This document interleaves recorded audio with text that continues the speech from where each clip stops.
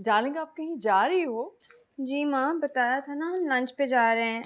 आज हमजा का day of है और समीरा की भी आउटिंग हो जाएगी। अच्छा माँ सुने, हम्म। आप प्लीज़ ज़किया आंटी को कॉल कर सकती हैं? क्यों? हाँ, हमजा कहे थे वो बहुत स्ट्रेस रहने लगी हैं। रीना को भी खुद पिक एंड ड्रॉप करती हैं। कॉल करके प्लीज़ चेक कर लें। हम्म। एक बेटी के साथ ऐसा हुआ तो नेचुरली दूसरी के लिए तो डर लगेगा ही। मुझे भी तुम्हारे लिए बहुत डर लगता है वर्तु। उन ने तुम्हें भी देखा है ना। कार तो आई एम श्योर कि वो पहचानते ही होंगे। क्या हो गया है? कोई परेशान होने की बात नहीं है। आप क्यों इतना स्ट्रेस्ड हो रही हैं? पता नहीं सलमान भाई कहाँ रह गए। भाई चले, मैं रेडी हूँ।